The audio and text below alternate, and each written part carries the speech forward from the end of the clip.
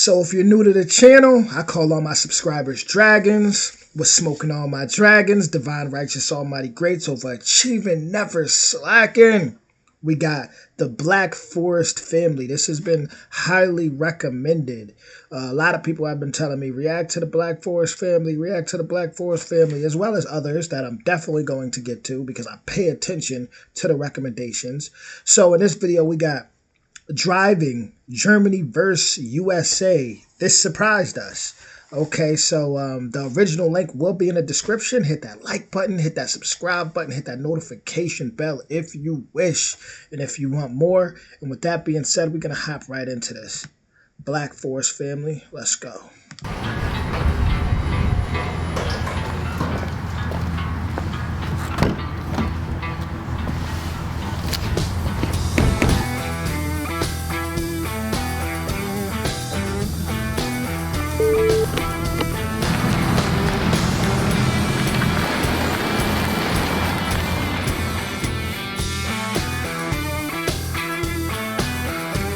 Give it up for that intro.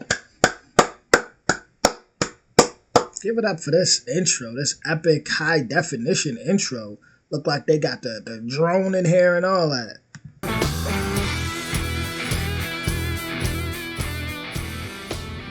Hi guys, welcome back to our channel. If you're new here, my name's Ashton.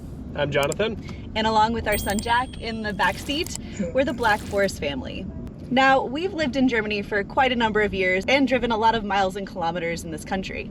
But we thought it'd be a really fun video today if we took you along for a ride and showed you the ins and outs of what it's like driving here in Germany. And we'll also be driving in the United States to show you that there are some differences. Okay, so first things first. Now that switch up is impressive. That's what's up. I'm not even gonna lie. They're setting the bar and taking things to a whole nother level here. I think that one of the most noticeable differences for both Jonathan and I when we first moved to Germany in regards to the drivers was just how disciplined they are, especially when it comes to the rule that you pass on the left and you drive on the right. Yeah, so in Germany and really most of Europe, driving in the left on the highway or the Autobahn is used exclusively for passing. Although this is a rule for really every single country, Germany follows it all of the time. You'll notice when you're driving down the Autobahn, you pass somebody, everybody moves over to the right as soon as possible to give right of way to the faster drivers from behind. So when you're driving down the Autobahn, it is really a much less stressful experience knowing what everybody's going to be doing in front of you. You can anticipate other drivers very easily. But you know, technically this is also illegal here in the United States. You're supposed to pass on the left and drive on the right, but I feel like it's a law that nobody at all pays attention to. Yeah, and you know, unfortunately it leads to a lot of road rage and a lot of very aggressive driving, and it forces people to pass on the right, which is also illegal, so it really doesn't make any sense. In Germany, the stoplights are on your end of the intersection, not on the other side of the street. So honestly, for me, a lot of times it's actually hard to see what color the light is. Often you have to lean forward and look and kind of hold this position until you get the yellow and then the green light. Yeah, and you know, the cars tend to be a little bit smaller in Europe anyway, which I feel like almost exaggerates this issue. When you're in a tiny car and you're right at the line of the intersection, you're really usually reaching your neck up to make sure that you can see it properly. So in the United States, stoplights are wonderful. They are on the other side of the intersection, meaning I can just sit here comfortably. Dude, this video is epic. Like, the editing, I mean, the effort. I mean, they're literally showing us them driving in Germany and USA and just switching back and forth. Wow. Sick. Wow. Thank you. Thank you for the effort. That's awesome. Relaxed in my seat, and I can perfectly see whether they're red, yellow, or green. Yeah, so I think if there's actually a ranking going on what Germany wins and what the United States wins at, I think largely for driving, it's much better in Germany, but this is the one thing about driving in the United States that, to me, it makes a lot of sense. It's so much better. I wouldn't say that is the only thing that America does better with driving. It is also turning right on red. Okay, yeah, fair. That's a fair point. For example, right now the light is red.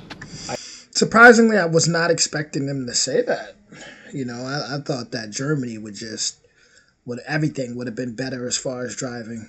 I just look to my left to see if anybody's coming. There are quite a few cars coming, but when nobody's coming, I'm free to just continue on my journey, turn right and go.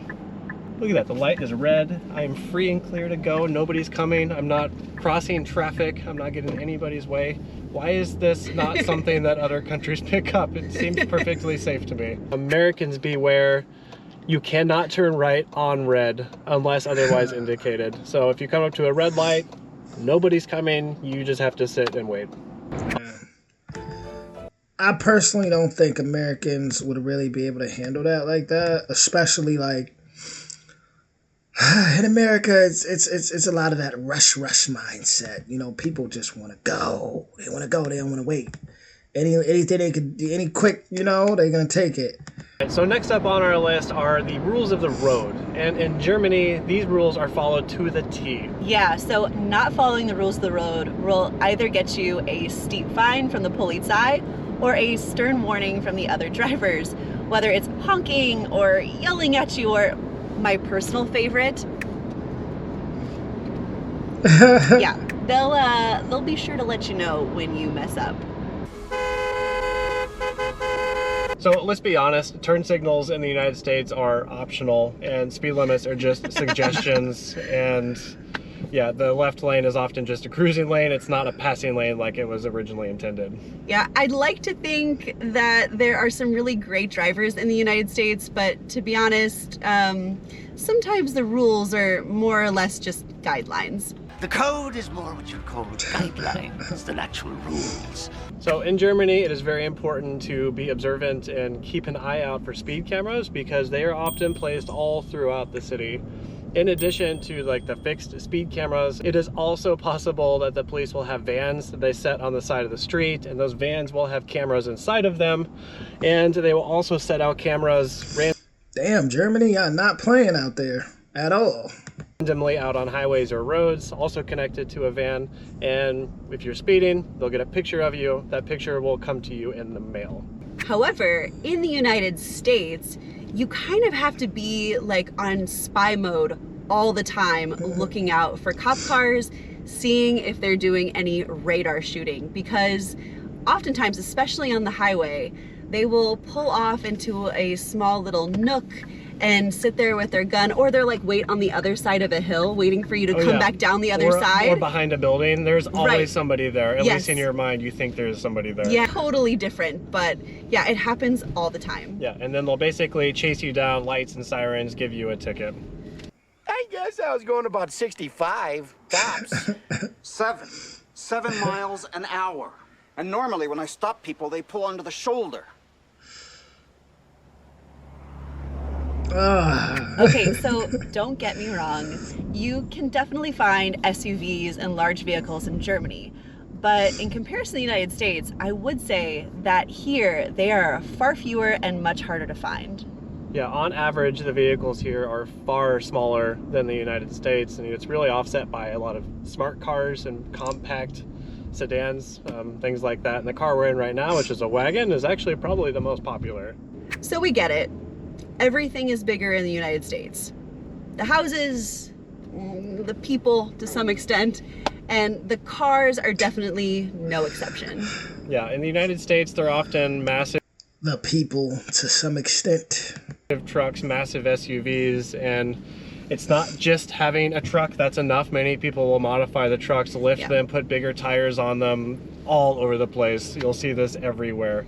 Yeah, I grew up in the country, and very much having a giant pickup truck with big mud tires was definitely a status symbol. Okay, got a country girl over here. I live in the country. My new house is in the country, so shout out to her. That? It's my ladder. You bought something you can't get into or out of without a ladder? It's very high up. Hammond, that's the worst thing I've ever seen. It's brilliant. Look at it. So, yeah, and I mean, even now we're here in Kansas City. It's definitely not the country, but it's still the Midwest, and you're gonna see big pickup trucks everywhere you go. All over the place. And full-size SUVs. Okay, so I know it's a bit ironic with this next point because we're driving in a car, but actually driving in general, especially in large cities, is a lot less frequent as it is in the United States, because in Europe, cities are a lot more dense. It's much more common that if you drive to a large parking structure or a parking lot, and then you get out and walk to all of your destinations. So as Ashton said, driving in Germany isn't really all that common when you're trying to go just place to place and do some shopping, especially in the city center. And for me, this is often a very stressful experience, and I would rather just go by bike or by foot or with public transit, because the parking spaces are often very hard to come by. On the weekends, the parking structures are usually filled. You have to stop and wait outside until somebody leaves, and then you can go in and try to find that spot. So there's one thing you need to be aware of in Germany, and that's the roads are very, very tight. Oh my goodness. It's very common that roads will be one way. They barely fit the width of a car, and all. Well, I'll tell you this, if you're from places like New York City, you'll definitely already be used to that, for sure. So people drive mirror to mirror at 30 kilometers an hour through villages frequently. It can often be a very stressful experience when you're not used to it. Yeah, I actually would think that by American standards, oftentimes roads that are two ways for two vehicles, these roads would be considered a one-way street in the United States. Yeah, so the streets in the United States, they're massive. Yeah, and as you've seen, the vehicles in the United States are often quite large, so there is plenty of space to navigate them around. Okay, so I'm a car guy. One of my favorite things about being here and driving is the lack of speed limits on the Autobahn. I know not all of the Autobahn is unlimited. A good percentage of it does have an actual speed limit, but for gearheads or people like me who love cars and driving, it is quite the experience. Yeah, and as a passenger, I can only say it is quite something to get used to when he floors it. Jeez. Oh, I don't think that's ever gonna get old. Yeah, but that brings up another interesting point about speed limits. Germany and all European countries have default speed limits. There are not always speed limits posted where you are. When you approach a city, for example, you'll see the city limit sign, and that city limit sign automatically means you need to be driving 50 kilometers an hour. So it's not like the United States where you'll actually see posted speed limits. Germany, you need to know what they are before you get there. And if you don't know... That'll be a little... I happen to remember stuff like that. That would be annoying. Don't do what I do and just follow the person in front of you, because they are probably following the rules, but make sure they have a German license plate. However, speed limits in the United States are actually quite conservative, particularly on the highway. In Illinois, where I'm from, the speed limit is 70 miles an hour, but here in Kansas, it's 75 miles an hour. But even with that addition, it's really only about 120 kilometers per hour. Yeah, which really isn't very fast. And I think the other important point here is, like, Germany, for example, has default speed limits whether you're on a highway, city, rural area, and in the United States you need to follow the posted speed limits because they can vary greatly wherever you are. However, if you're on the highway and nothing's posted, it is a default 55 miles an hour. So as a cyclist, one of the things I love most about being here is how safe I feel on a bicycle. There are often bike lanes scattered all through cities. There's separated bike lanes really all over the place. I know it's not really on the same level. I'm a cycler too, so that's awesome to hear. You know, there's certain places I travel to or certain places I go that really aren't, they don't really cater to bikes too much. Like even like the main stores, like let's say the mall or Best Buy, Walmart, all the main stores is like you can't even really get to it. You know, some places is like it's in the middle of a highway and there's like no bike lanes, no trails. I mean, so to hear that they cater to bikes out there is pretty cool. You know, level as the Netherlands, but for our American viewers, Germany is by far better in regards to bicycle safety and infrastructure. And actually, like we said in our Cycling in Germany video, one of the things that I actually find that makes me feel so much safer on the road, I might have to react to the Cycling in Germany one next, honestly, is that I think that German drivers legitimately look for bicycles, at least a lot more frequently. Especially if they're turning left or right on a road, they're going to look to see if a bicycle is coming before they make that turn. Yeah, they're always going to be anticipating a bicycle there. The United States, although they are building some bicycle infrastructure, they have a long way to go. There are often bike lanes, like sharrows, basically, that are painted on the road that they should be sectioning bicycles and vehicles. However, from my experience while riding and driving, people just use them as like suggested turning lanes, which is not what they're there for. But okay, we got an ad coming up. I gotta say, man, this video was incredible, man. The effort that they put into this. And look at me, I can't even get the clicking right. And they editing back and forth from the United States to Germany.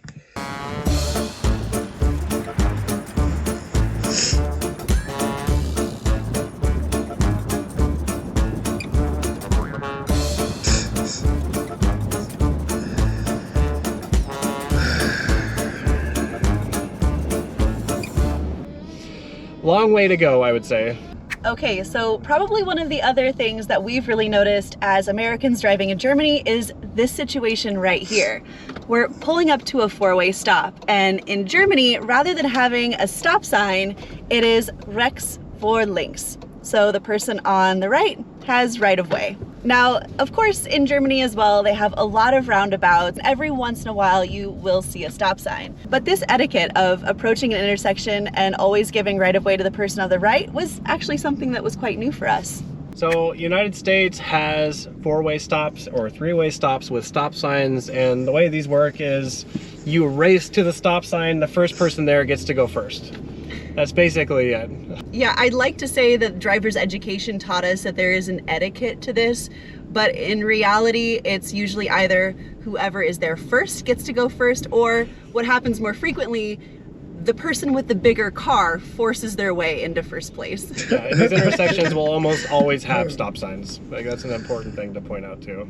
Okay, so one of the other differences as an American who now drives in Germany, I was actually really surprised to learn that the driving age in Germany is 18. I don't know, I guess I just have kind of found that the whole getting your driver's license and your first car... That's crazy, 18? It's such a rite of passage in the United States, but it doesn't really seem to hold the same value here in Germany. So in the United States, driving ages are quite young, actually. I was 14 years old and I had a driving permit, meaning I could drive around with my mom, but 14 years old. And when I turned 16, I was allowed to get a driver's license and drive around by myself. Get out, boys! I'm gonna argue So not only, right, because I gotta show love to this channel, not only are they editing, right, and just showing you back and forth from the US and Germany, but they're putting in clips, like awesome movie clips. Like these, they're incredible. I love these guys. I love them. I love this family. Shout out to the Black Forest family. Yeah, it's actually kind of scary. I feel like when I was 16 and I got my driver's license, I felt so old. But now that I'm an adult and I see these just children that look like babies behind the wheel, it's quite alarming as a parent. Yeah, looking back on it now, like, I can't believe 14 years old is legal. I sound like such a parent right now. I gotta say, I never heard of 14, but I mean, you know what? Maybe I did read that in like the driving manual thing, that you could be 14 getting the permit or whatever to drive with your parent. Like I might have read that, but I don't think I've known anyone that was like 14 whipping it around like that, man. Shout out to you. Okay, so last but not least, I think we should actually talk about the differences in getting a driver's license and the requirements that go along with it here in Germany. As you probably could imagine if you're an American watching this video, it's a lot more difficult to get your driver's license in Germany. It requires a significant amount of hours driving around with an instructor. You have a written test. You even need to learn CPR. You need to learn first aid. Yeah, and interestingly enough, you actually take driving lessons. I mean, I ain't even mad at them for as far as the CPR part. If they focused on saving lives, I can't be mad at that. With a certified driving instructor from a third-party company in Germany. You'll see them driving all around town in their like well-marked vehicles, but they're actually like a separate company and separate entity altogether. So I really think it's actually quite ironic because my experience of getting a driver's license in the United States was totally different from Jonathan's. And I, in a weird way, think that really sums up what it's actually like to drive in the United States. For me, I was required to take a driving test that was part of our school curriculum. I had to log an entire semester of driving hours with like a driving professional. I then had to sit for an exam that I had to pass before I could even go to the Department of Motor Vehicles to get my driver's license. Yeah, all I had to do was, because I had the permit when I was 14 years old, I had a certain number of hours I had to do with my mom in the car, and then I got to go to the DMV. I had to take a vision test, and I had a written test that was very easy that I could take over and over again the same day if I failed it, and I had to drive around the block with an instructor in the car. Really, really easy. You know, and all... If you're from America, you know that that like what's it called? It's like black and white. It's like the little pamphlet they give you or whatever. Not pamphlet, but a little book to study. I feel like I studied that so much I could just take that test over and over and over again. In all honesty, I actually think this is a pretty decent example, I think, of why maybe American drivers just quite frankly aren't as good of drivers as German drivers, because there really isn't a standard across the country on education requirements. You don't have to know how to drive to have a driver's license. That's the scariest thing.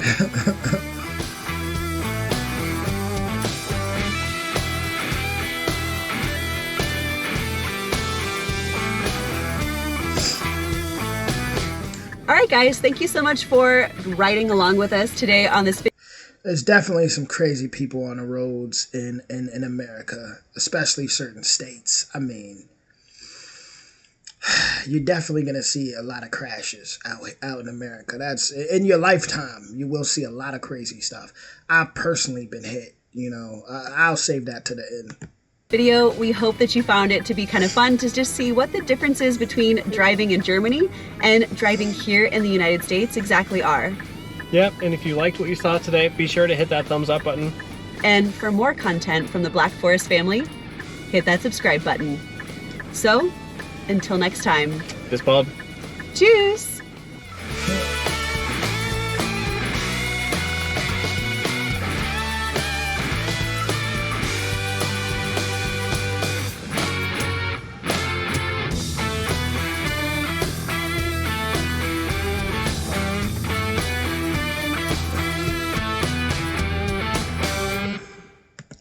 I wanted to make sure that played out to the end because they deserved it. But let me just say, you know, I've been hit, you know, by a car, just riding my bike. It went. This was like 2 summers ago. I was riding my electric bike, and they just flew right through the red light, you know, and just hit me. And I'm rolling, tumbling over the ground. The people in the corner store. This is in New York City. The people in the corner store came out. They were all surprised that I even got up. You know, they were like, they were just in shock. You know, my boy said it was probably from the workouts, the calisthenic workouts. But it's some crazy drivers. I've definitely, many times in America. I want to react to the cyclist because I bicycle a lot. So I want to react to their video about the bicycles and how Germany caters to bicycles. I really like that the most throughout the video, you know. But overall, this family is amazing. I see why you guys kept giving those recommendations for the Black Forest family. They that was incredible. Can't wait to see the comments. Man, they hit so much points on here. As far as driving and I just think Americans, I'm not even gonna lie, a lot more reckless over here. A lot more reckless.